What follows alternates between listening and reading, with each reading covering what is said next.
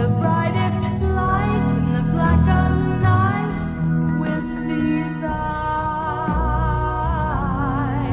It seemed to float, it didn't fly. Harmonic disc and the sound of mist and my side. Take me there, take me with you tonight. Take me there, take me with you tonight.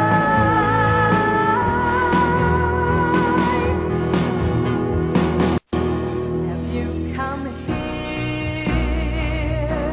to stop our fear, or even the scar for nuclear war in some forgotten year?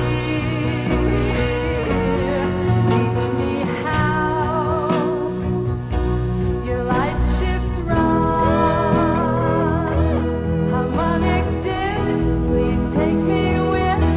Let's fly through the sun.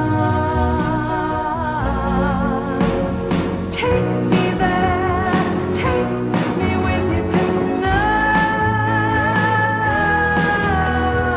Take me there, take me with you tonight.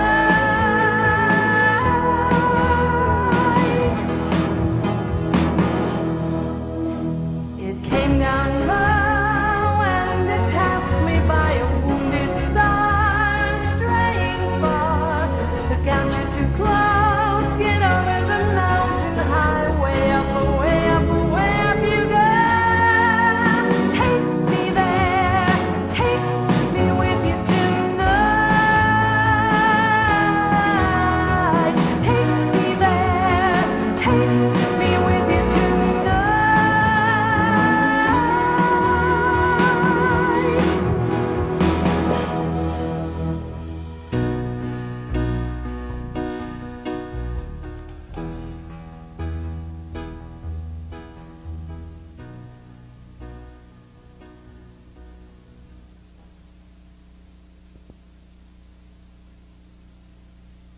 My name is William Cooper. I'm standing on Highway 375 in Nevada, about 140 miles north-northwest of Las Vegas. The mountain that I'm standing on is known as Hancock Mountain, and we are at Hancock Summit. Few people who travel this road, if any, ever realize that off in the distance over those mountains is one of the most closely guarded secrets in the history of the world.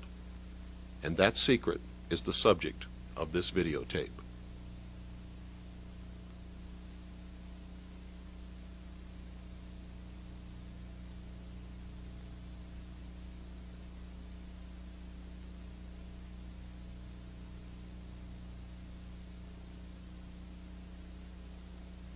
We are standing now in the Tickaboo Valley at the foot of Hancock Summit.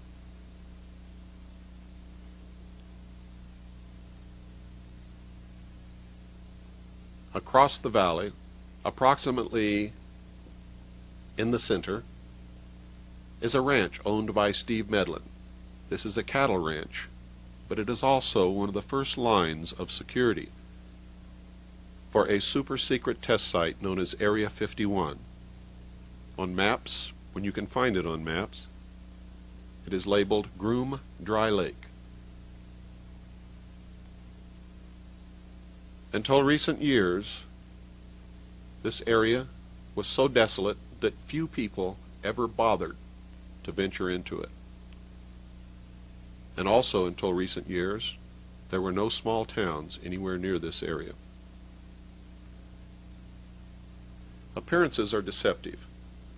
This film was made in January. In the daytime it's chilly, usually requires that you wear some kind of a light jacket and sometimes a heavy jacket. But at nighttime, temperatures drop well below freezing.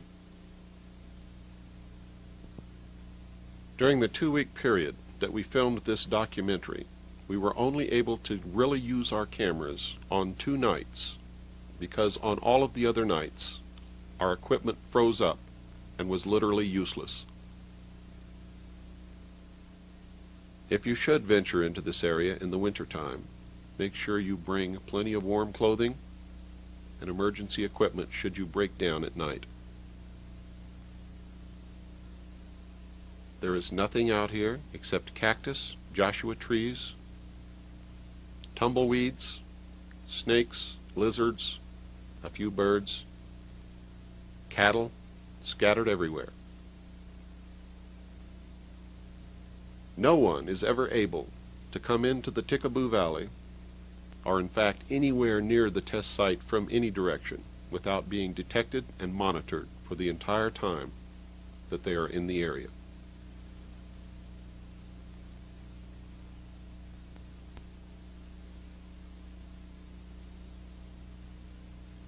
Security is scattered throughout the valley. They belong to a corporation called Wackenhut Corporation and work at the test site on a contract basis. They can usually be found driving four-wheel drive vehicles and will approach anyone who ventures off of Highway 375 toward the direction of the test site. Another one of the observation posts in the valley is located on top of this snow-capped mountain.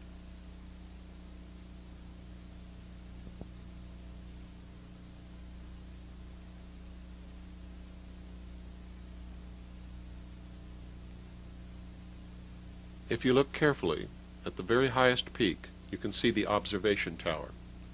Also, if you notice, coming from the left side of your screen, you can see one of the black helicopters that patrols the entire area on a random basis. From this observation point at the top of the mountain, they can see everything and everyone for a radius of 80 miles.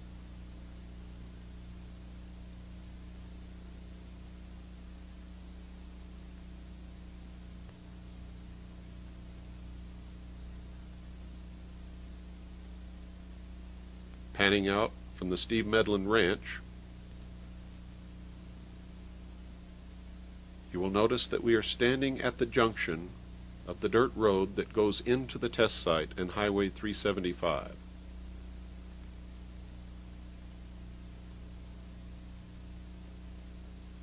This road actually approaches the test site from the north, and the actual test site is about 45 degrees to the left of the road and over the mountains. Most of Nevada can be classified as open range. Open range, for those of you who have never heard the term before, means that there are few, if any, fences, and cattle roam freely. You must be extremely careful when driving at night and during the daytime, because cattle can frequently be found standing directly in the center of the highway. This is the area known as the 29.5 mile marker, although there is no actual 29.5 mile marker. But this is approximately halfway between the 30 mile marker and the 29 mile marker. This is the famous mailbox on the side of Highway 375 in the Mojave Desert in the state of Nevada. From this point, tens of thousands of people have watched strange craft fly in the sky over Area 51. This is the small town of Rachel. It hasn't been here for very long. Most of the people who live here work for the government or for the test site in some way or other. The entire town is made up of mobile homes, RVs, and camping trailers, and there are really only about 2 or 3 permanent buildings. This dirt road eventually links up with another one that is another entrance to the test site. This is the Little Alien, owned by Pat and Joe Travis, and we're going to interview Joe Travis in just a few moments. At the time of this interview, there was quite a bit of machinery in operation, and because I had a very limited time, was not able to wait until they shut the machinery off. So make sure that you listen carefully, because Joe has a lot to say.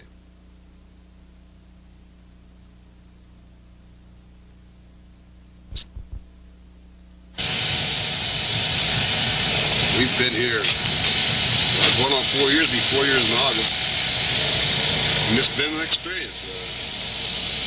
All the beautiful people we've met, things that we've learned about UFOs and such. It's been a fantastic experience. Something that a lot of people don't get to experience.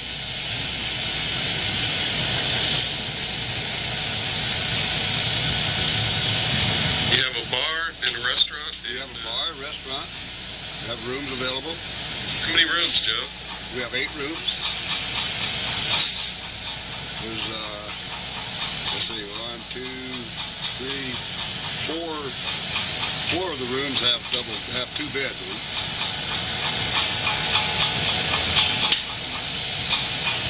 Have you ever seen any UFOs yourself? Oh, the first winter we were here, at that time the bar was called the Rachel Bar and Grill. First winter, it was very cold outside. My wife and I were the only ones in the bar. And we were sitting about the middle of the bar, I'd say. And like, suddenly a beam of light came through a rear door. Just, well, my best described probably like a flashlight going through an opening. Just the light was there and then suddenly it was gone. So my wife and I looked at each other and I said, did you see what I think I saw? She said, yes, I did.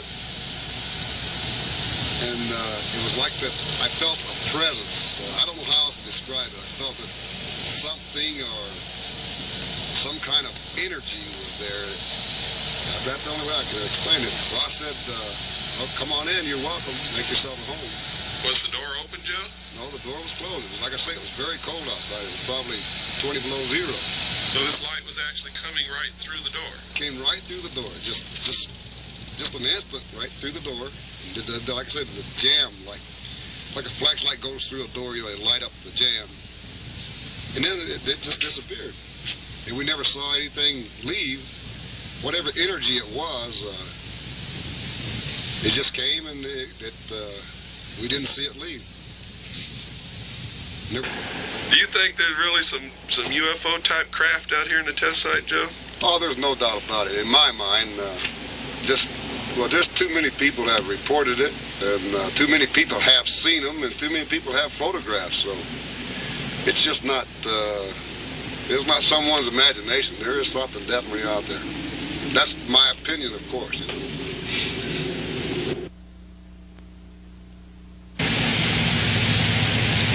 Okay, it's really nice to have you back again, Bill, and be able to visit with you again. We, as you know, and maybe our friends out there don't, we've been here for 3.5 years. It's almost 4 years. It's a little place out in, well, we kind of call it the hub. Everything goes on around us, at least 100 miles around. And we have a little bar and a little restaurant and a little motel. When we took this place over 3.5 years ago, it was a lot smaller than it is now, and it was kind of a big struggle for us. We did a lot of remodeling, we've done a lot of menu changes, and taken over a failed business and make it succeed with a lot of people's help. The local people just like you that come to see us and see what everything's all about up here. It was a few months after we were open when a man came in here late one night and told us that he had heard about our little place on the radio. Well, needless to say, there was no way this man could have heard about us on the radio. We're out in the middle of nowhere. We're just way too small and financially not strong enough at all to pay for any radio time. I mean, what's this man want? That's what we said that night. As it ended up, we talked a little bit, sure enough, it wasn't very long before Billy Goodman called us on the radio, and we found out it was a fact. He had been talking about our little place. The fun, the good people, the good food, we just have a good time up here. And the UFO activity that had been going on around our area. And we have since then kind of become an information exchange center. The people that come here are just from every realm of life. We have had people here from every place in the United States and around the world. We have a lot of tourists that come here traveling back and forth. We have a lot of people that are searching information on UFOs and things that Joe and I have seen or not seen, or other people that have seen these things. It was a while back, probably 2 years. It was either in January or late December or January, 2 years ago. And up here where we are in Rachel, it gets very cold. And that particular time it was well below zeros. Joe and I were alone that night sitting in the bar. It was about 8 o'clock at night. I'm going to say between 8 and 9 because neither one of us are really sure. And through the middle of our back door came a beam of light. Now when it's well below zero, and it was probably 25 below, those doors are solidly shut, and it's a steel-clad door. We looked at each other and said, "Did you see what I think I saw?" And we both agreed exactly what had happened, that something or some form had come into our place. Well, we had occasionally told, just out in the general, if they wanted to come and visit, that would be great. We would love to have a being. And that's what we felt that it was. We both felt a presence of something. We never saw a shape or a form of any kind. But we just told whatever it was to make itself at home. If it could come through the steel door, it could certainly open a can of beer or a soda pop or go fix a sandwich. So we just sat and went back to what we were doing. I hear a rumble off in the distance. What is that, Joe? Those are airplanes. The fighter range is just over there a ways. They're having an exercise right now, training exercise. We get an air show just practically every day. We can see the dog fights and watch them drop their magnesium flares. It's just an experience living here. As a matter of fact, I came from Michigan in 1979 to Las Vegas. And I always tell everyone, if you wear out a pair of shoes in Nevada, well, you'll always live in Nevada. You'll always be back. You might leave, but you'll come back. I think a lot of people scoff and laugh and ridicule people that are interested in UFOs. And I think before anyone forms an opinion, one way or the other, that they should take the time to do a little research on their own. Do a little reading, because there is just a mountain of information that's available if anyone is interested enough to inquire. That's a sonic boom. They break the sound barrier, and they shake us pretty good here sometimes. I noticed that the other day. There was about 3 right in a row, and it sounded like all these trailers were going to come crashing down. Sometimes you really think they are. Rachel impresses me as the kind of little town that if you had a bunch of these trucks pull up and hook up to these trailers, they could literally disappear overnight. Well, I suppose that could happen, but it couldn't happen without the people's permission, I assure you. I have seen lights in the distance where they're not supposed to be, and you see the test site is just right here, and I've seen lights. No airplanes are allowed to fly over there, not even the military, and I have seen lights over there that I can't account for. What have you seen those lights do? Do they just hover? Do they move? What do they do? Well, it's just the ones that I have seen are just there, and they're in a great distance, and I'm inside the restaurant bar, well, just all the time. I don't really have a lot of time to look. But there has been like stars that we have noticed. They'll be there one night and they won't be there for a week, and then they'll be back again. in all directions, and they'll move from place to place. My wife saw, when my wife was telling this one lady about the stars that we see that move, and she was skeptical, you know. But they spent the night in our motel, and we had closed up, and we were on our way to our room, and my wife walked to the end of the people that were she was talking to were getting some stuff out of a U-Haul truck. So the wife said hi, and we started chatting, and the wife walked over to the end of the building and said, "Here, I can't remember the lady's name.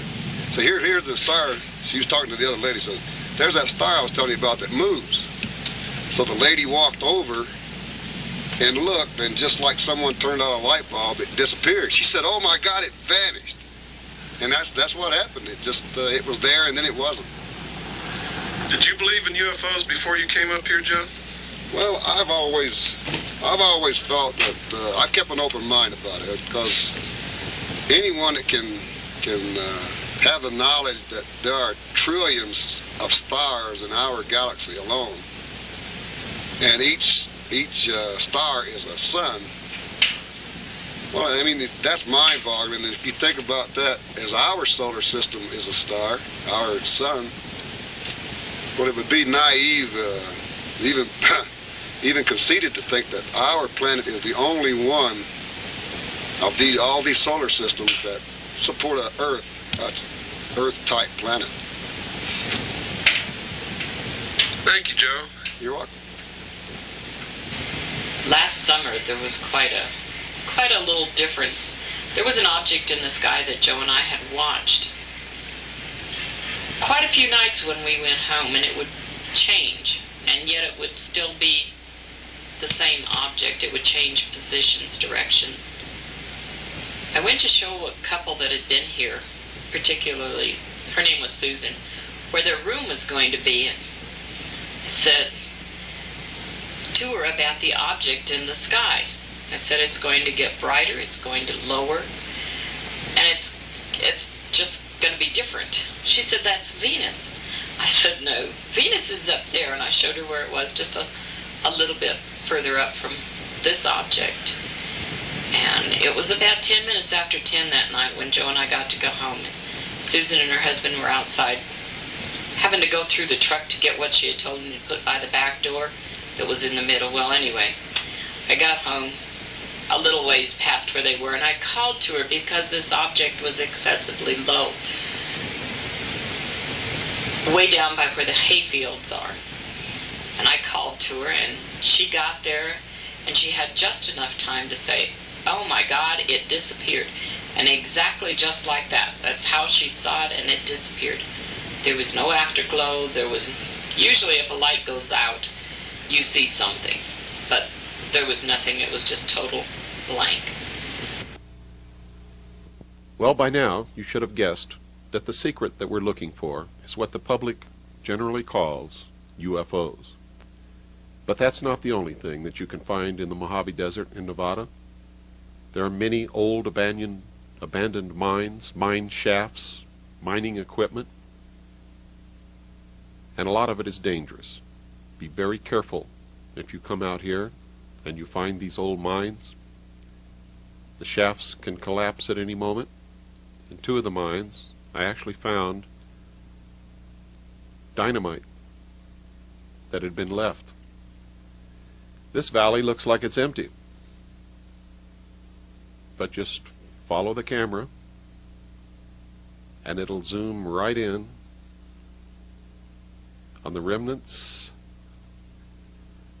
of an old mining town. This whole valley is filled with the ruins of rock homes, mines. Who knows who lived here?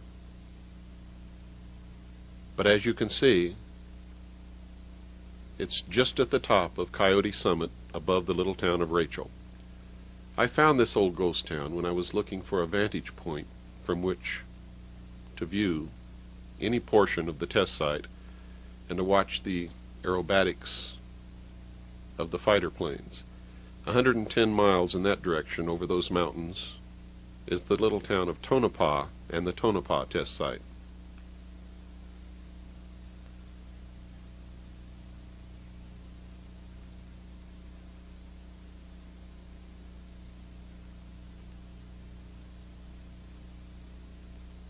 I found the ruins of this old mining town so interesting that I almost forgot my original purpose, but I'll show you just some of what I found.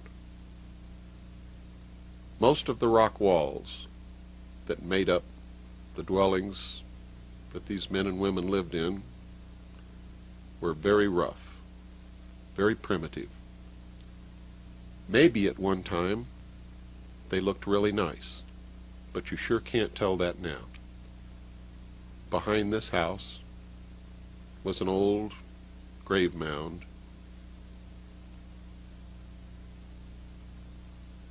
The marker long since gone. No way to tell who was buried under that pile of rocks.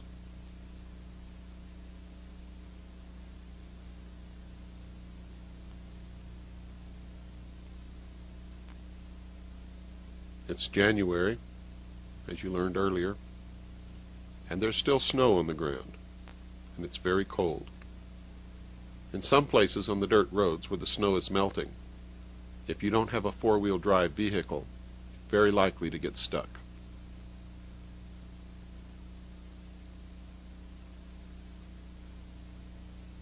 This is the only building in this little valley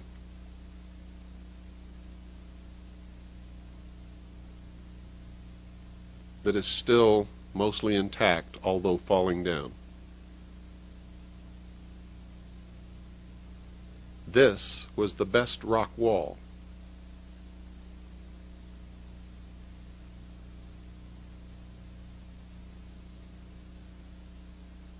I soon discovered that I had to be very careful as I walked around these ruins. The ground was deceptive, and there are many holes just lightly covered by dirt and old rotten wood. And this is one of them.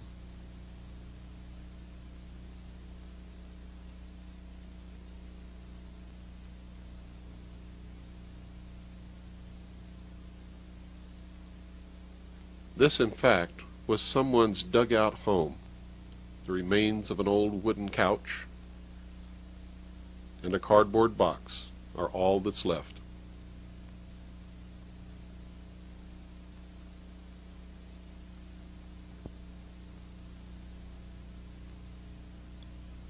This spot was extremely dangerous. You can see that there are mine shafts under the ground, covered by rotting wood and dirt, and all one has to do to disappear forever is just step in the wrong spot.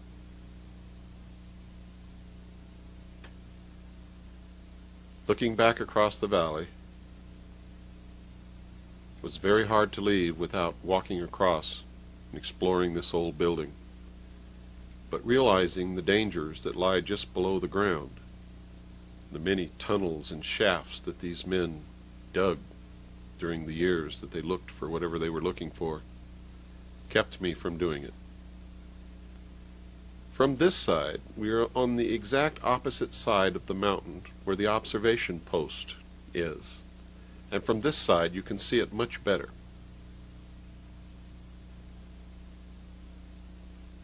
You can very clearly see the observation tower at the top of the peak. And now it's time to go down and wait for sunset at the 29.5-mile marker and see what we can film over the top of the test site.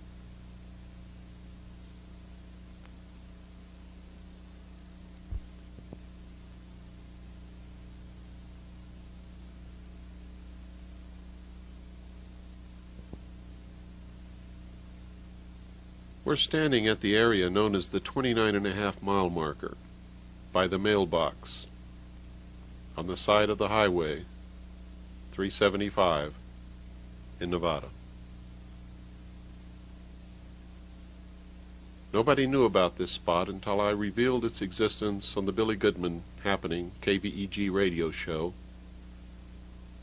in 1989. Many of the listeners called in and urged Billy to put together a field trip so that they could come out and see if what I had told them was the truth or not. Since then, literally, tens of thousands of people have come out and stood at this spot and watched these strange craft that belong to the United States government fly in the sky over the test site.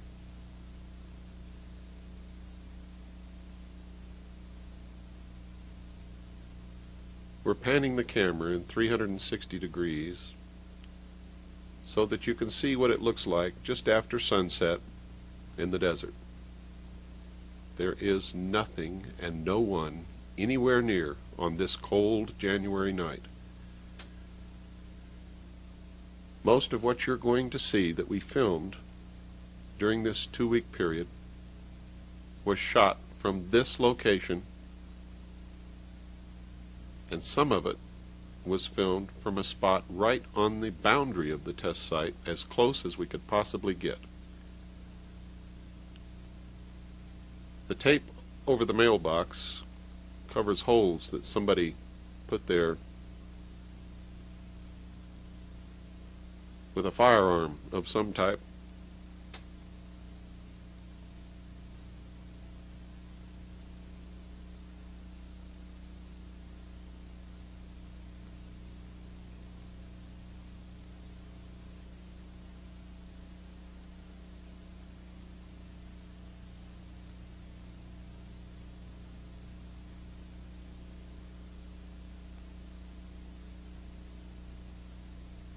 Very soon it will be dark, below freezing, and no moon. What you're watching is one of the fighter planes streaking across the sky.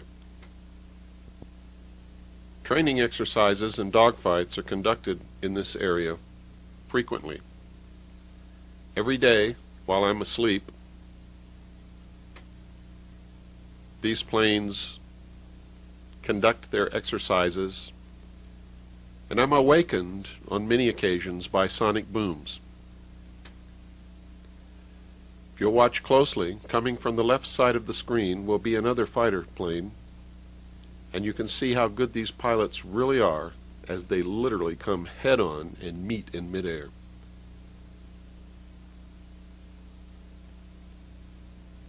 That's too close for my comfort.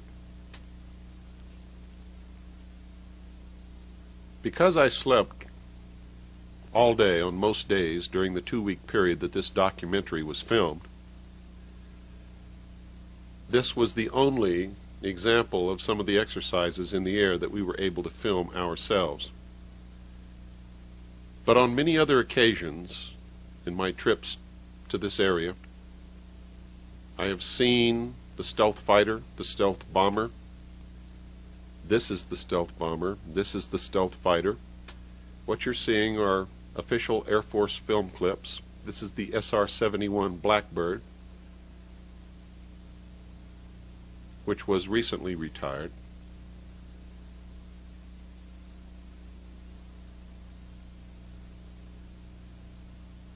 This is the B-1 bomber. I have seen the B-1 bomber literally flying approximately 100 feet above the ground across the Tickaboo Valley. I have seen the stealth fighter, the B-2 bomber, several MiGs, all kinds of the latest fighter aircraft. And you can see all of these things too if you venture out into this area of Nevada.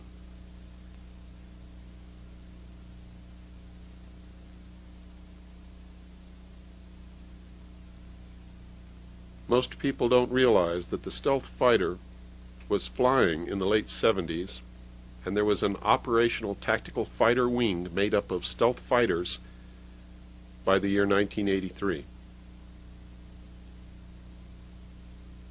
The inhabitants of the Mojave Desert in this area knew about these aircraft many years before the general public even had the slightest hint that they existed.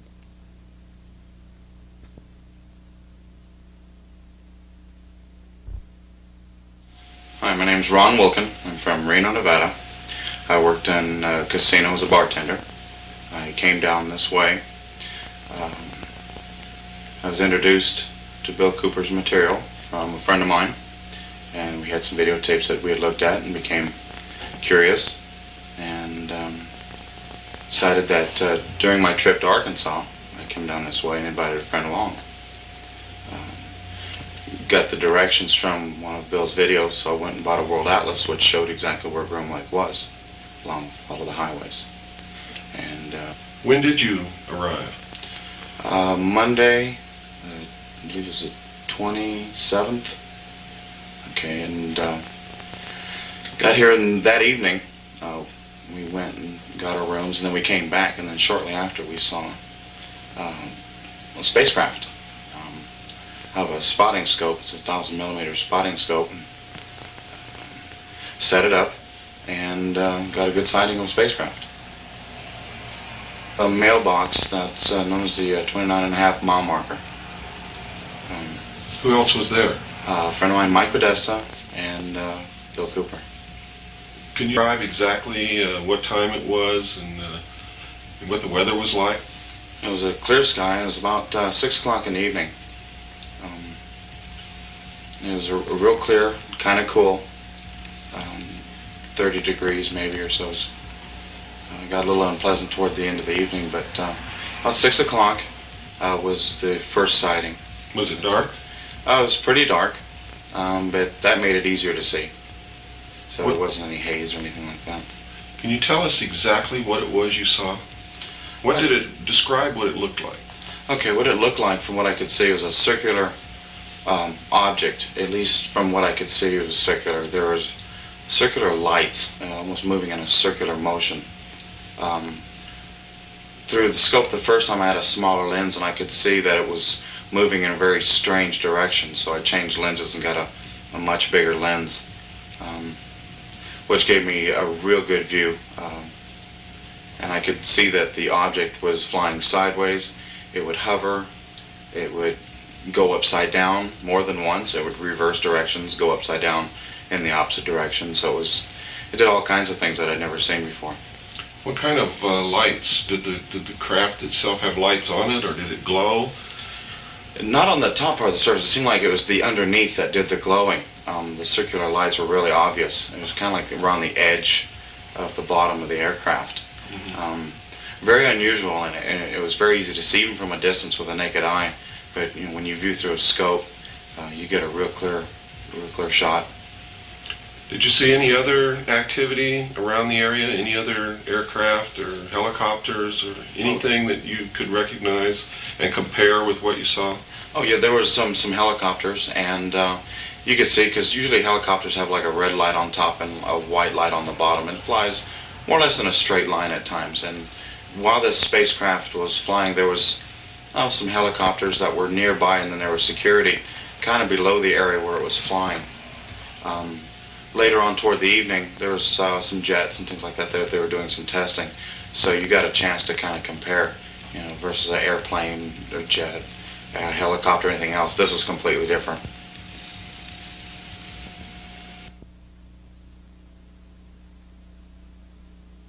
On the first night that we were able to film the craft in the air, I thought it would be important to film some other things that people might think to confuse with what they were seeing. What you first saw was the brightest star in the sky that night, Sirius. What you're looking at now are the headlights of one of the security vehicles approximately 8 miles distant from us. You can see the top of the mountain range in the background.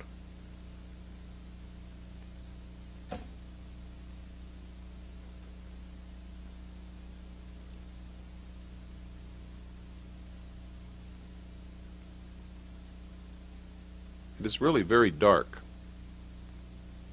and that is what most people would commonly call a UFO. Through the binoculars, it is actually almost saucer-shaped and looks very much like the drawing in the back of my book, in the appendix, my book, Behold a Pale Horse. This vehicle is moving at an unbelievable speed.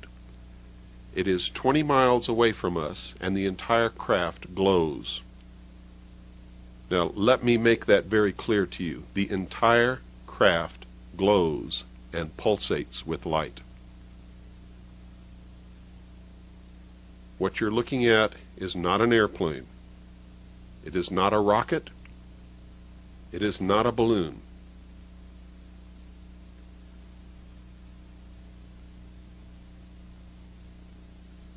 In a few moments, you're going to see some very small blinking or strobing lights. Those lights that you are going to see are aircraft and helicopters that are accompanying this craft on its test flight. This is a very mild test flight. It is not performing the maneuvers that we have seen it perform in the past. However, on another night, we captured this craft performing maneuvers which, according to the laws of physics, cannot be done. And if they could be done, according to the laws of physics as we know them, no human being could live inside a craft performing those maneuvers unless the laws of physics as we know them are wrong. What you are looking at is what people all around the world have been reporting since the late 40s as unidentified flying objects. In my research, I have found that Germany actually developed these craft during World War II. Notice just to the right of the craft, you can see helicopters and airplanes, one of them approaching the craft. That large flash that you saw in the background below the mountains was an explosion of some kind that went off in the distance. Remember, this is a military test site. They practice bombing runs. They do all kinds of things out here. They even detonate atomic bombs.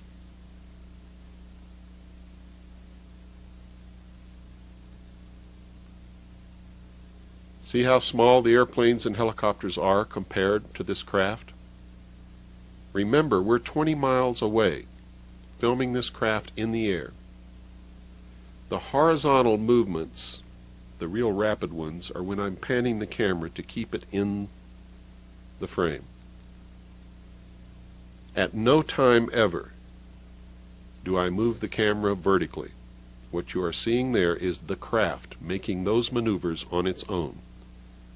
The only movement of the camera is horizontally to keep the craft in the frame of the video camera.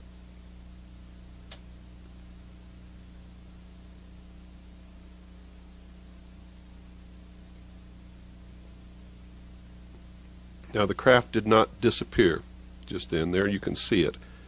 However, you have to understand that the viewfinder on the video camera is so small, it's about a half-inch square, that in the pitch black darkness I lost it, and I'm now trying frantically to get it back into the viewfinder, and there it is. This craft is huge. The entire skin of the craft glows like a light bulb. And it has now completed its test flight. It is going back into the test site at Groom Dry Lake, Area 51. It is not descending into the area known as S4. Don't pay any attention to all the baloney you've heard about that. Well, you saw the brightest star in the sky, Sirius. You also saw the headlights of the security vehicles. These are flares off in the distance. You can always tell flares because they leave smoke trails in the sky. Those of us who served in Vietnam are very familiar with flares. The small strobing white lights that you see diving down toward the flares are aircraft making practice bomb runs approximately 20 miles from our location. We could actually hear the muffled explosions all the distance.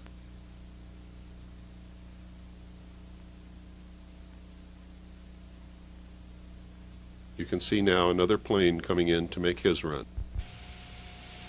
My name is Mike Podesta.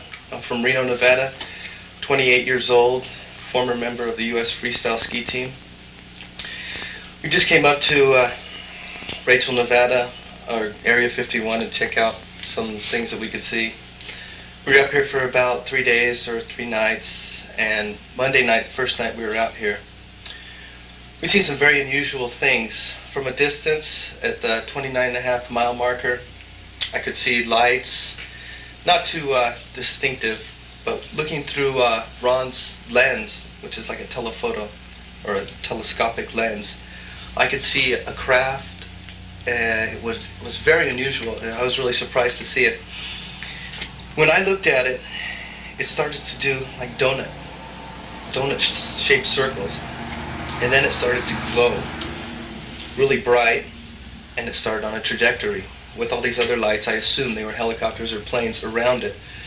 Our cameras froze up. It was very interesting. It was very cold, and the sighting lasted about 3 minutes, and about 1 minute after the first craft was moving, another one popped up, and we could see that they were very different, not like an aircraft where it has landing lights. This whole thing was lit up. I've never seen anything like it except for Bill Cooper's video, which shows something very weird, and I would advise anybody, if you're very interested, to come up and check this out. I took 4 days off of work, my own money. I'm a concerned citizen. I really wanted to see for myself, and you can too. Just go out there and look for yourself. It's easy to find, and it's worth your while. Just 3 minutes of a sighting made my whole trip. Did you have any doubts before you came that it might be just a bunch of baloney and maybe you wouldn't see anything at all? No, I didn't. After seeing so many things on, so many photographs and video footage of Bill Cooper's and also some other footage, I knew something's going on, but I really did come down here to see it with my own eyes. And I did. And I was amazed. So you know beyond any shadow of a doubt that they're testing some totally unconventional and unorthodox type of aerial craft in what's called the Groom Dry Lake facility. Definitely. You know, I think of when people say UFO, unidentified flying object. Well, it's over a military facility, so I would identify it as a government craft. Definitely doing things that I don't know how any kind of human would survive the maneuvers that this craft was performing. After Monday night, what did you do Tuesday? Tuesday we went hiking around 4:30, trying to get a better look. It got dark. We came back. There was a sheriff out there. He was kind of harassing us a little bit, not necessarily myself, but Bill Cooper. And we didn't see much Tuesday night. Wednesday night we went up there. We went in about 11 miles closer, and there was security watching us for about 8 hours. These other guys, they went up and tried to get some photos of the Area 51 Groom Lake, and they did. And we didn't see much, a little bit here and there, not as clear as Monday night. But Monday night was my night. But at one point, I did see something last night. We were all looking at it. And it was traveling like this, and it zipped back the other way and traveled. I don't know if an airplane can do a circle so fast, but it looked like it stopped, reversed, and it did it a couple times. We've seen some helicopters, low-flying helicopters, very interesting. We're watching this helicopter flying very low, and it goes just behind a little mountain, and it just seemed to disappear. We didn't know if it landed or we never seen it again. And that wasn't very far from us, was it? That was about 2 miles from us, I'd say. In Indianapolis. It's not only cold in the desert, but it's very lonely. I usually take my shortwave radio and listen to Radio Free America whenever it's possible. What you're seeing off in the distance are flares. These are not the UFO-type craft. These are not the saucer or disc-shaped craft that people call UFOs. These are flares. Again, if you look closely, you can see the smoke trail above the flares. Remember, you've seen the brightest star in the sky, you've seen headlights, you've seen flares.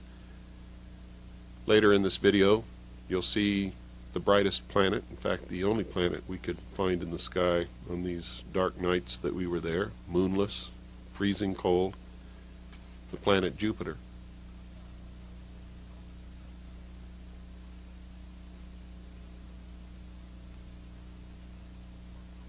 We wanted to make sure that you could see everything that people could possibly say was being confused with this craft that we're filming.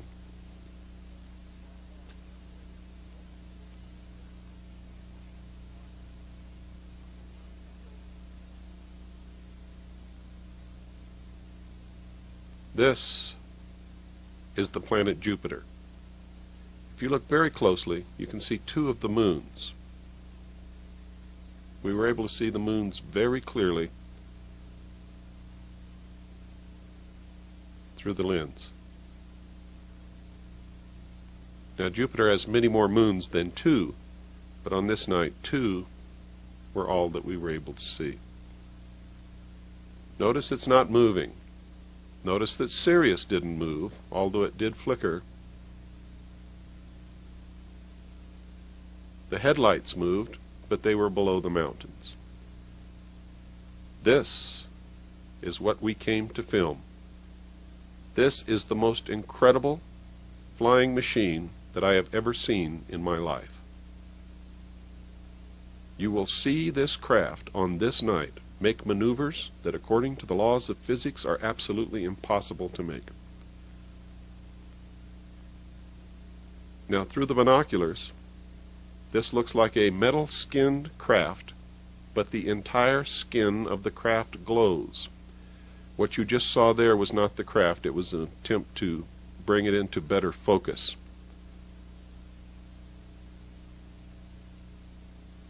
When you see extremely rapid horizontal movements like that, it is us moving the camera to keep it in the frame. We never move the camera vertically, never. You just saw the craft do something that we've witnessed on many occasions. It literally disappears from the sky. Through the binoculars, you can see absolutely nothing there. It doesn't turn out lights, it doesn't stop glowing, it disappears. If what we've observed on other trips and on this night is what we think we're observing, then these craft are actually time machines. You see it just come back, it just materializes out of nowhere. And there it's gone again. This is uncut, unedited film. It is rolling exactly as we shot it. Now that's us moving to keep the craft in the frame. Remember, we never move the camera vertically.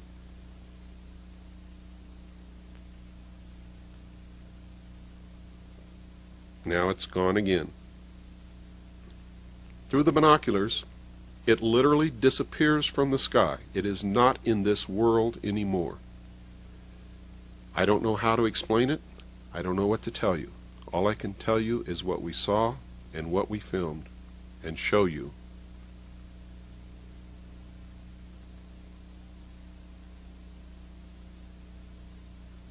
These maneuvers by these craft have been reported by people all over the world, from every walk of life, from every station,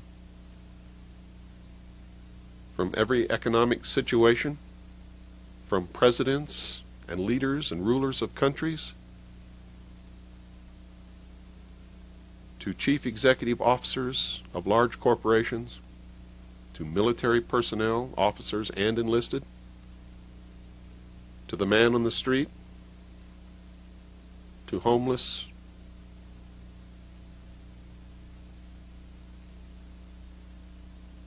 primitive tribesmen who have never read a UFO book and have never heard of UFOs have reported these craft. You just saw it disappear. You just saw it blink back on and disappear again. We have no way of knowing where it goes. We cannot explain this. But we can tell you, beyond any shadow of a doubt, that these craft belong to the United States government and are flown from a super-secret test site owned and operated by the United States government, which the government denies exists. You will also see that test site in this video, filmed for the first time from a mountain overlooking the area. This is the only film of its kind ever taken. This is a historic video. This is a historic film. Not just this section of the film, but the one that you saw previously, and the film that you are going to see later in this videotape.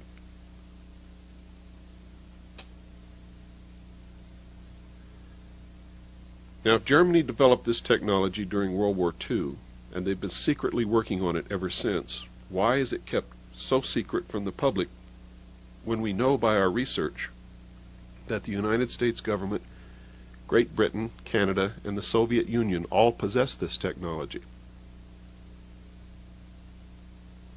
Did it come, as many people say, from an extraterrestrial source?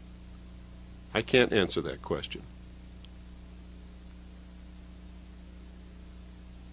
Those are the donut-shaped movements that was explained to you by one of the people that I took along with me.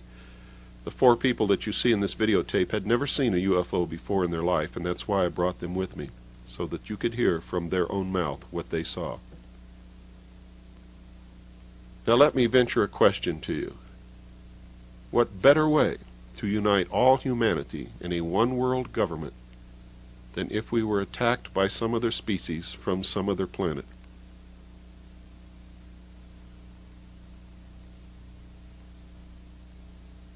Does this some other species really exist? Or is this technology being used to make us believe that they exist, in order to break down the sovereignty of nations and bring all of the people of the world together under one world government? That's a lot to think about, and I'm not going to take it any farther than that.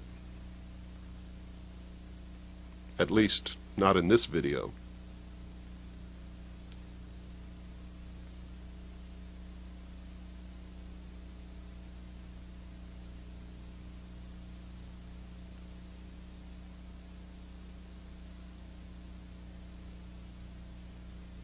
Remember, this film is uncut and unedited.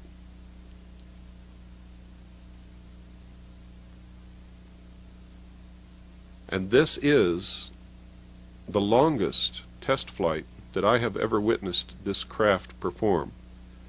We were also extremely lucky to be able to get this footage because on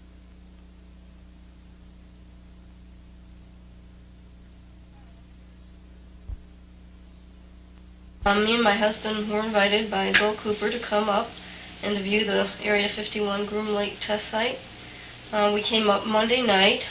We happened to pass Bill on the 29.5-mile marker going to the Little Alien, and we didn't really realize he was there. Anyway, we got into town and we didn't do anything that night. And the next day we went up into the mountain area where we were right before the mountain that you're supposed to climb, and it was a little late, and our 2 buddies, Ron and Mike, decided to trek off and try to climb the mountain, and as it turned out it got too dark and they couldn't see a thing, and they were lost for quite a long time. And me and my husband and Bill were up on the hill, and we were watching how the security kept coming back and forth and in and out of the test range area, and watching us quite concerned. And as it turned out, some security officer came out and checked out the vehicle, and because it's the federal land, I believe, that we were on, they called the sheriff. And as it turned out, the sheriff came out and basically asked us to leave, but Bill pretty much stuck up for the whole situation and told us that, told the man that we weren't supposed to leave because this was federal land and we could stay there. So as it turned out, he kind of made up an excuse that we had to move our vehicles away from a watering hole where the cattle come, and we got to stay longer. And as it turned out, during this time, Ron and Mike finally found their way up after probably 2.5 hours of being out in the desert, and they were freezing and tired and what have you, but it was quite an experience, I'm sure, for them. The only thing that I could say that we really seen, besides the security and all the interest they had in us, was some sort of illuminated vehicle, whatever it was, coming up over the mountain range that kind of like went straight up, right over the mountains, and then stayed there for about a minute and then went down again. It was interesting, but we're not sure exactly what it was, but it was very, very illuminated. It didn't look like the helicopters or the planes that we had been seeing flying all night. After a while, you get to know that things such as what helicopters look like and what planes look like, then this was quite a bit different. Now yesterday, which was Wednesday, we went up in the early afternoon and decided we were going to climb the mountain. We drove our Bronco almost to the base of the mountain and went up and walked all the way up to the peak that we were supposed to go to. And what we saw was quite enlightening. We could see a good portion of the whole test site, which was a dry lake bed, very, very flat, with all kinds of different buildings, hangars, airplanes. In fact, when we looked down with our binoculars, we could see planes clearly in view, large planes. We've seen a plane come out of there. We've seen a helicopter flying around. And the only thing that kind of worried me about the helicopter is it started to fly around in the vicinity of where Bill was and where we were, and we were getting a little paranoid that they were going to come up and basically check out what we were doing, as it seemed that all the security knew that we were there. There were probably 5 to 6 vehicles during the time we were there, going back and forth on the road and slowing down, and binoculars out and what have you. So we were really concerned that they might have some problem with us being up there. Safer.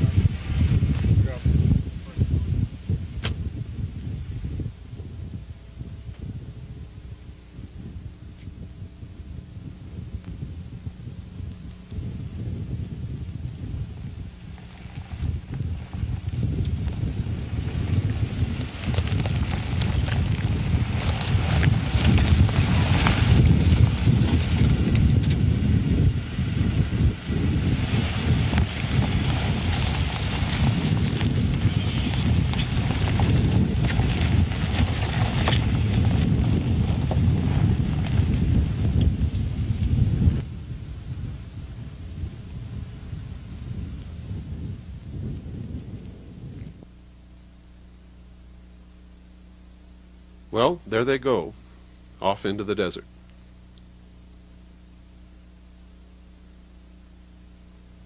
While Mike Podesta and I stayed on the hill, Ron, Karen, and Earl took the Blazer and followed a little rutted trail for as far as they could, and then made their own trail, blazed a trail, if you will, to the base of a mountain, which we already knew was on the BLM, our public land.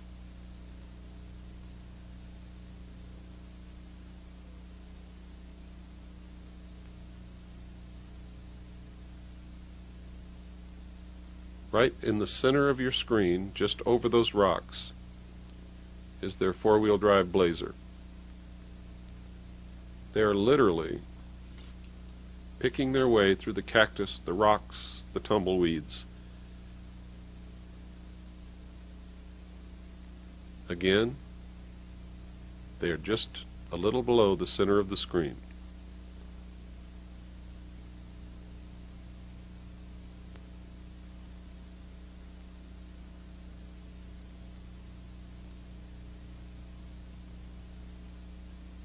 I do not recommend that anyone who watches this videotape do what we have done. It is extremely dangerous.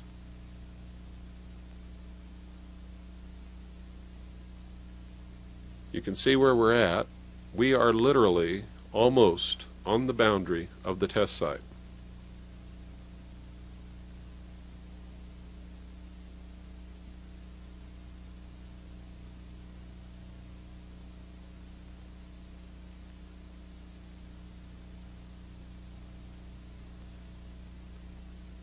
Going to pan around so that you can get some idea of exactly where this section of the documentary was filmed.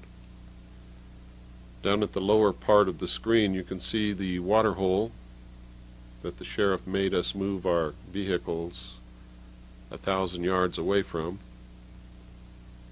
in the middle of the night. We won the battle because he told us we had to leave the entire area.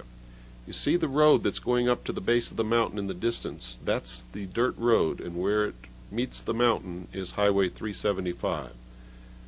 We're approximately 12 miles from the highway at this point.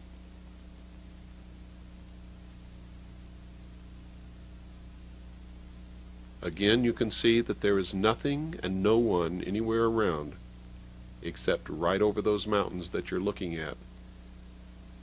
It's one of the most super secret test sites in the United States of America.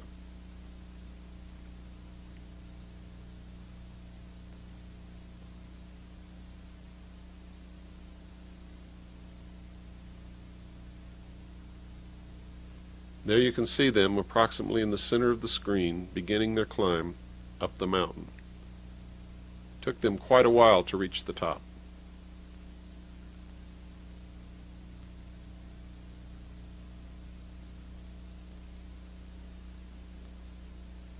Again, they're about in the center of the screen.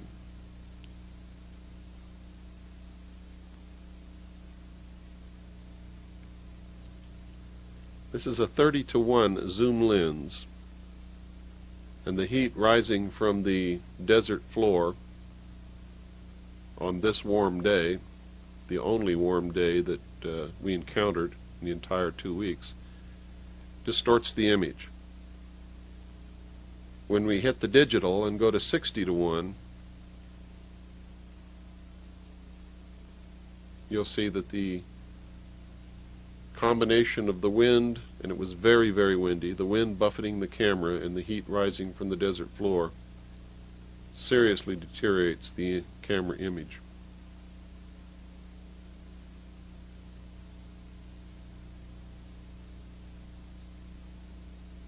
We had a very steady wind on this entire day, and it was almost impossible to keep the camera still even on a very heavy, sturdy professional tripod.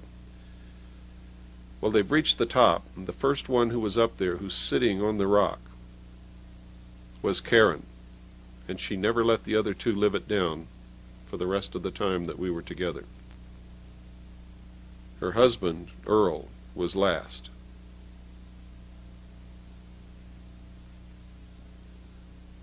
I don't envy him at all.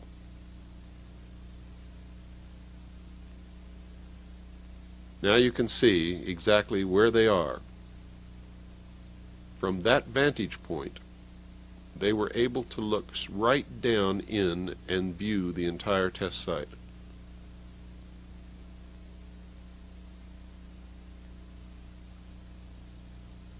That's quite a long ways from my position on top of a small hill next to the dirt road that leads into the test site.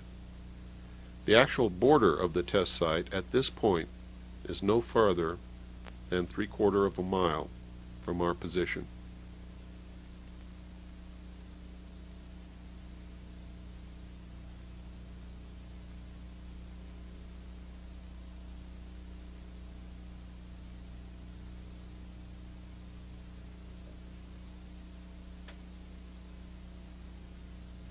While they were up there, and while I was filming them, a black helicopter came out flying very low. They were actually looking down upon the helicopter from their position on top of the mountain. All of them were astonished when they saw the helicopter disappear. From my vantage point, I saw that it did not disappear. It actually flew into an opening in the mountain, which opened up before it as if by magic. I felt as if I were watching some science fiction film as this helicopter flew into the mountain, and then the doorway closed back upon it, and you could not even tell that it existed. What you're viewing are security vehicles who dogged us the entire time. We were never without our shadow the whole time we were out there. The shadow, of course, was the security personnel. These men work for Wackenhut Corporation. They're under contract to the test site. Most of them are ex-FBI, ex-law enforcement, or ex-intelligence operatives from the many branches of the intelligence community. They are all big in stature, menacing. They wear no identifying marks, patches, or insignia whatsoever, and will refuse to identify themselves when asked.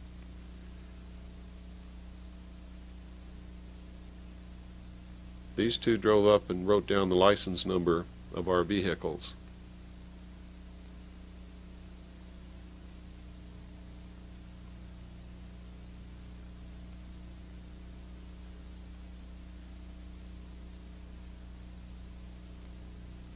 If you do anything wrong, the slightest thing, park your vehicle on a county road, if they run your license plates and find that you have warrants outstanding, anything, they will use the slightest excuse to call the county sheriff to come and either arrest you or order you to leave the area.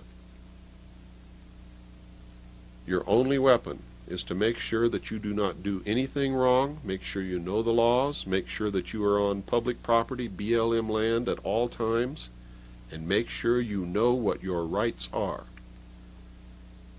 These two guys parked out in the desert, facing directly at us, and watched us and filmed us with cameras and watched through binoculars the entire time that we were on the hill. They were under the impression that we could not see them, but they underestimated the power of our telescopic lenses.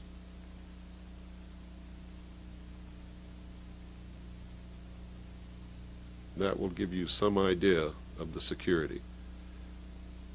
Well, you can see our intrepid climbers coming back down the mountain, and you will hear from one of them now.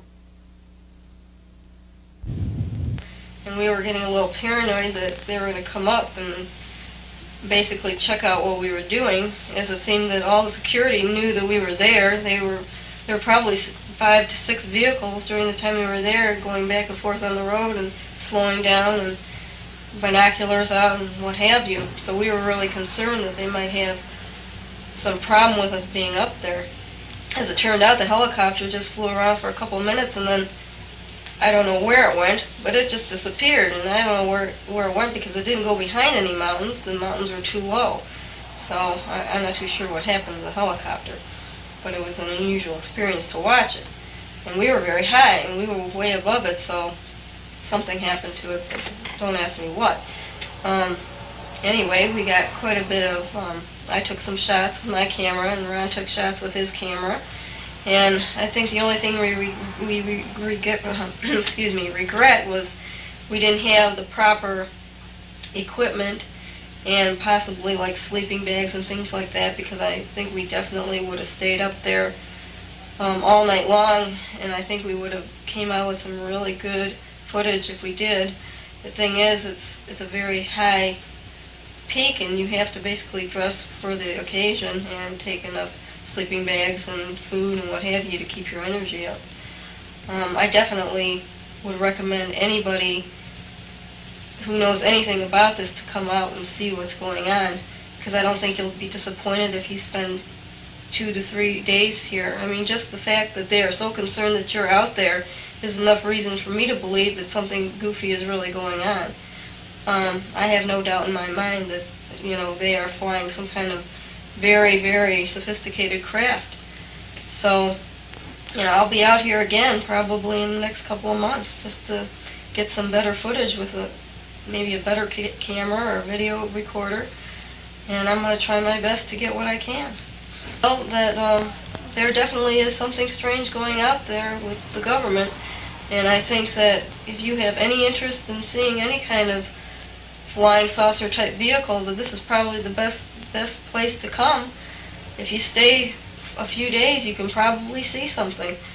And just don't worry too much about the security. As long as you're on the right piece of property, I guess you're going to be all right. I think they try to intimidate you a lot, but it doesn't really bother me. I think just being out there in the desert and seeing all these unusual things is enough to make me feel that, well, I should take the time and do it and not worry about, what they think. I will be out again, so until next time. On one of the last nights of my stay, exactly on the boundary of the test site, I watched this craft come up and fly directly over my head. The camera was on a tripod and captured this film footage as I watched. I was so surprised by the actions of this craft, which made no noise whatsoever, that I couldn't even think to pick up the camera and turn it around and follow it across the Tickaboo Valley.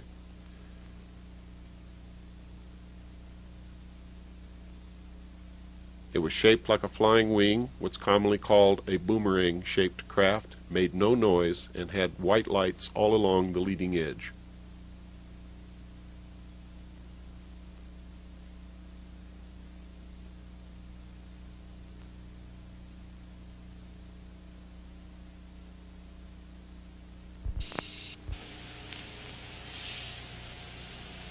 Hi, my name is Earl Shepard.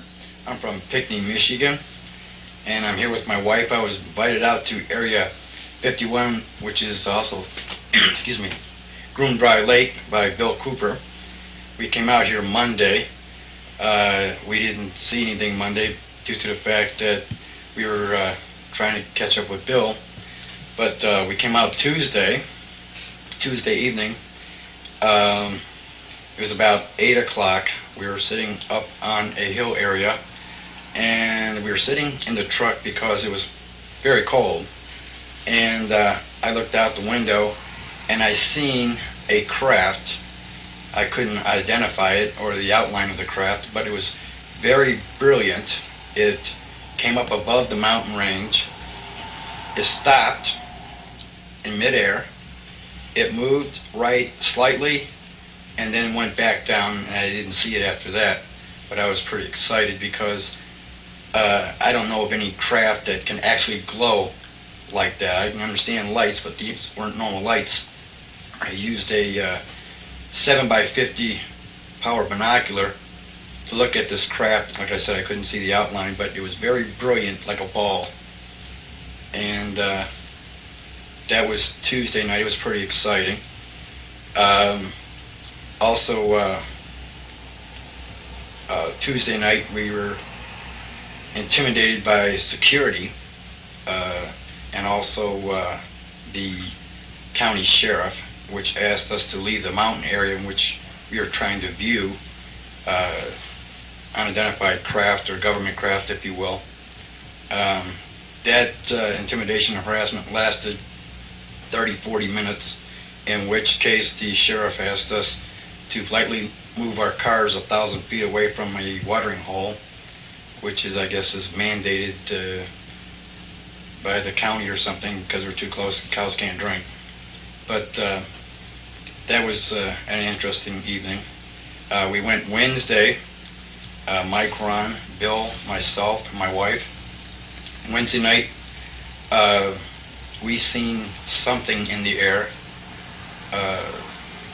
It was a craft that was not illuminated. It was metallic, and it moved in strange and erratic patterns that I can't describe of any aircraft, even known government aircraft such as our Air Force uses, or commercial aircraft that can move in this manner. The reason, or the way I spotted it, is I was looking through my binoculars, and it kept like twinkling, but it was moving in an erratic pattern, such as it went up, then moved right, moved left, and it spun, and then it went down. And through my binoculars, the reason I spotted it is because I was out of focus and I made it look like a silver ball. And then when I focused in, I can see a very little faint light, and this light was moving in a horizontal and vertical pattern, in which there's no known aircraft that I'm aware of that can move. We also climbed the mountain. We went on top of the mountain. We looked down in Groom Dry Lake. We seen 4 military C-130 type aircraft. We seen jets, helicopters. We seen hangars. Lots of security out there. We also seen that they have 4 very large holding fuel tankers that are behind the hangar area. The area is very vast. It's very, very large. It's hard to visualize how big the area is, but just given in miles, I'd say it's like 4 or 5 miles wide. Looking through my binoculars, that's an estimate. While we were up there, also a helicopter came out between the mountains. We don't know where it came from. It came from behind the Groom Lake, or at the end of the Groom Lake area. It came out, it circled a couple times, it came towards us, about a mile away from us, and then flew in. It flew low into a mountain range area and then disappeared.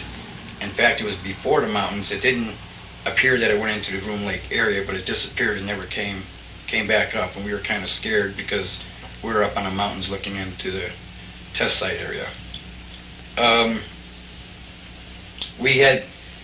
We had some pretty good view up there, and we also seen low-flying aircraft doing maneuvers. Other than that, we really didn't see anything other than the aircraft that I described in the evening. If you're going to go out there, I would strongly advise taking some good winter warm clothing, a compass, some good flashlights. You need to set up some kind of signaling within your party so that you know what's going on, emergency signals, and take the proper equipment to be able to view in sight, because it gets very cold out there, and it can be lonely and boring out there in the desert, but make sure that no one goes off on their own, and that because it's so easy to get lost. And that's about it. If you go out, don't go out alone. Come down to area 29.5 mile area where the mailbox is. Come and view for yourself. Like I said, take somebody with you, wear warm clothing, and stay a few nights. You might not see anything the first night or second night, but come down and see for yourself, as I have. I'm pretty amazed at what I've seen. Really amazing. I'm coming back. I hope you invite me back out here again, Mr. Cooper. This is a satellite photograph of the Groom Dry Lake area. The arrow is pointing to the runway, which is over 35,000 feet in length. You can see the facilities on the upper left quadrant of the screen. This is another historic piece of video footage. The first footage ever taken of the actual installation inside Groom Dry Lake from the top of the mountain, which you saw climbed earlier in this videotape. Here you're seeing an airplane land at the site. This is not one of the saucer-shaped craft. What you're looking at are the landing lights. You can see it very clearly through binoculars.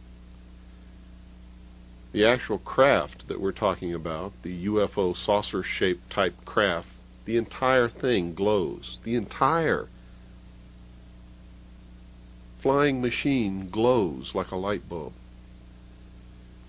Now it's landed on the runway and it's taxiing up to the facilities. The Army, Navy, and Air Force, and the Marines, and the United States government have denied the existence of this test site for years. However, there have been many slips and leaks. These are two of the expedition that produced this film. The actual video footage was shot by Mr. Charles Wren of Millennium Productions in Los Angeles.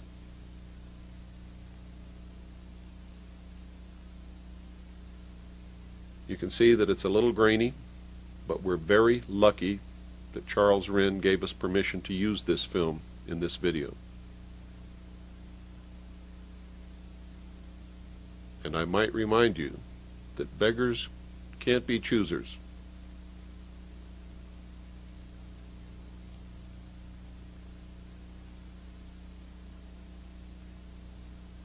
It's almost sunrise and there's enough light to see the installations. It's very difficult to focus a camera in a very, very small viewfinder in the dim light.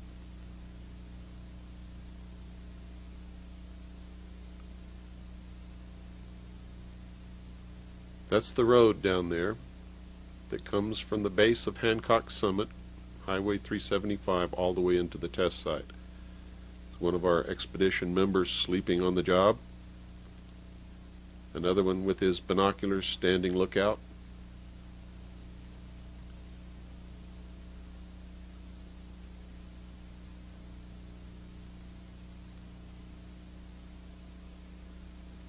They were hoping to get some footage of the craft in flight from the top of the mountain on this night, but the only thing that flew in the air was the plane that you saw land on the runway.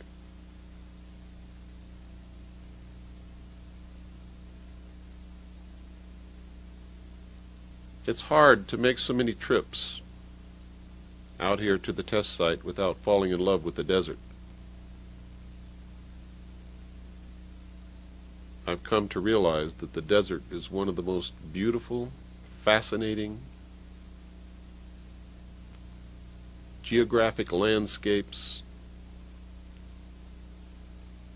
that there is.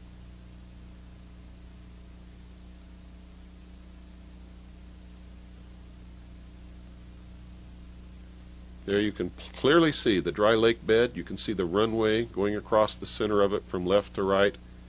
And you can see the hangars and the buildings and facilities. This videotape proves once and for all that when the Air Force, the Navy, the Marines, and the Army, and the government deny the existence of this super secret test site and claim that there's nothing there but dry lake bed, that in fact is a lie.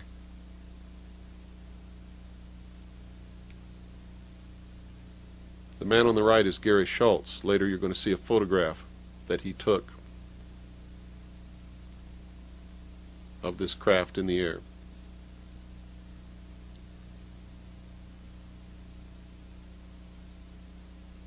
We're quite a pair, Gary and I. He has one arm and I have one leg.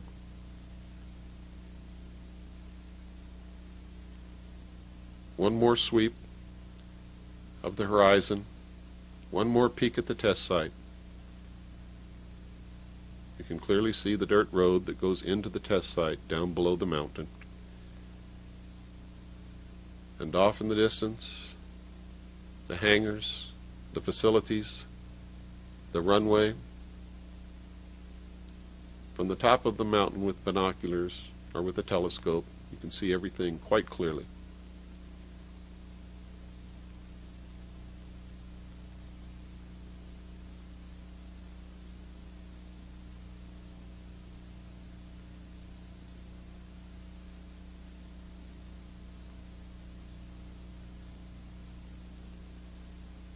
This is some type of construction that has marred the landscape and appears to have entrances which go underground. We were unable to identify the exact nature or purpose of that installation.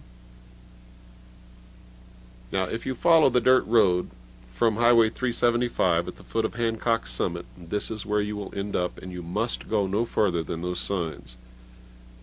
This security vehicle was waiting for us like a spider, and as soon as we drove up, they began coming toward us.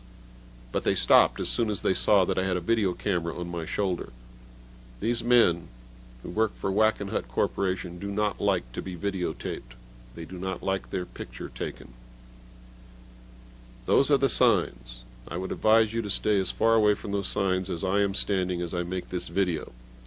If you cross the line between those signs, or any line that makes up the boundary of the test site, you are fair game and could be charged with espionage, could be arrested, and as far as I know, maybe you could be shot.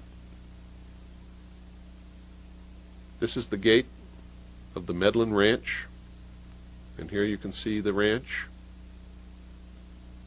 There are quite a few trailers on this ranch, and we've watched many of the security vehicles drive up. The occupants get out, go into these trailers, and not come out for several hours. We deduce from this that the ranch is a front for the security. At night, I have driven down the dirt road toward the ranch, and a brilliant white light comes on top of one of these poles and alerts everybody in the valley that someone is on the dirt road.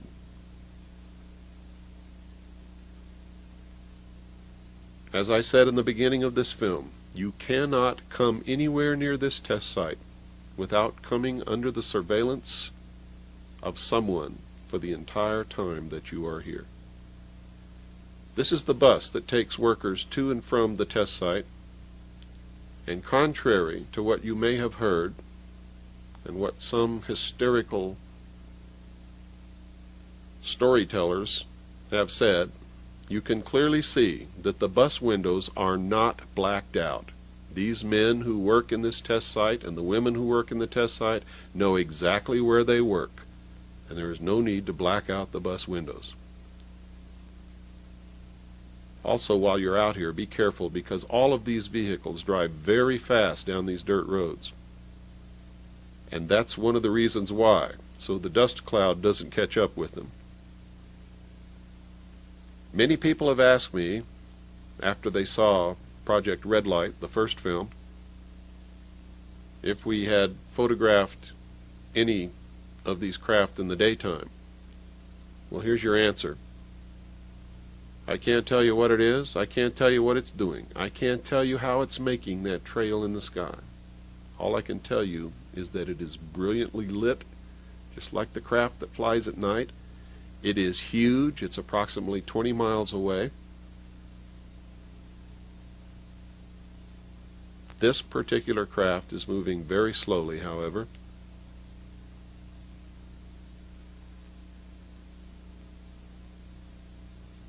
We suspect that they produce some kind of electromagnetic field which literally ionizes the air.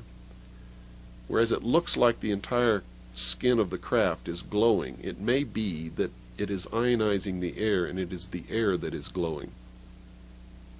Now, that's just a supposition. I don't know that to be fact.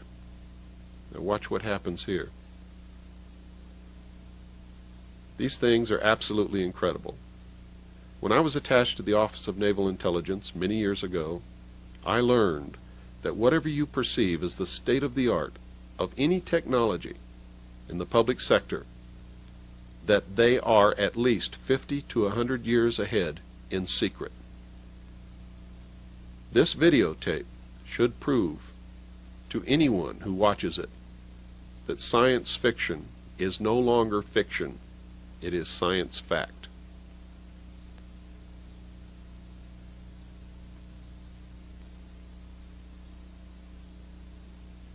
If this technology were available to the public sector, your guess would be as good as mine. This is one of the black helicopters that dogged us while we were making these video films.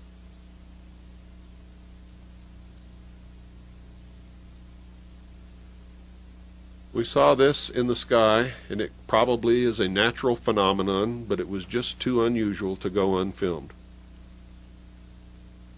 It is a large Roman numeral 6. This is what's commonly known as a cigar-shaped craft hovering above the test site in daylight. You can see that it's right under the tip of that white cloud. It is metal. Through the binoculars you can clearly see that it is metal.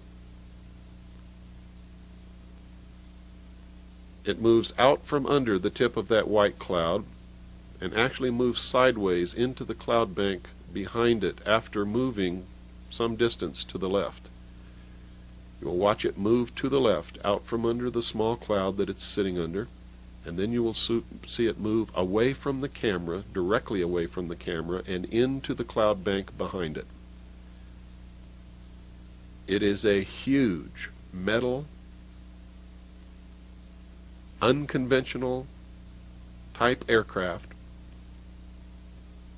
and that's the only thing that I can tell you about it because it's the only thing that I really know. I cannot tell you how these things are propelled.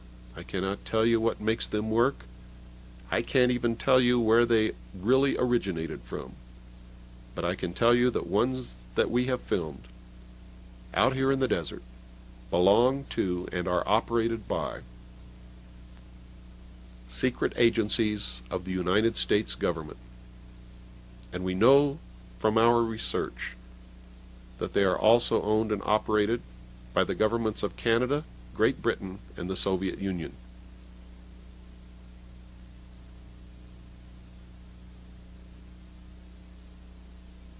What better way to unite all humanity in a one-world government than if we were attacked by some other species from some other planet?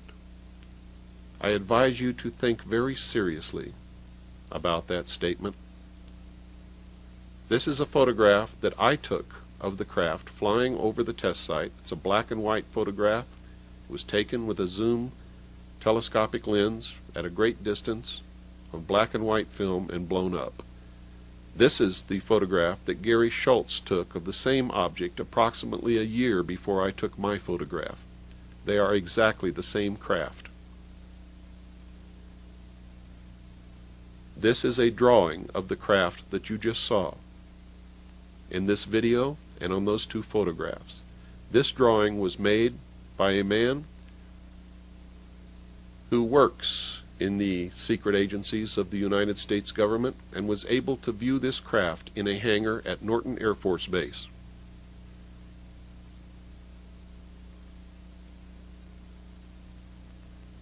This drawing and one of the two photographs you just saw are included in the appendix of my book, Behold a Pale Horse.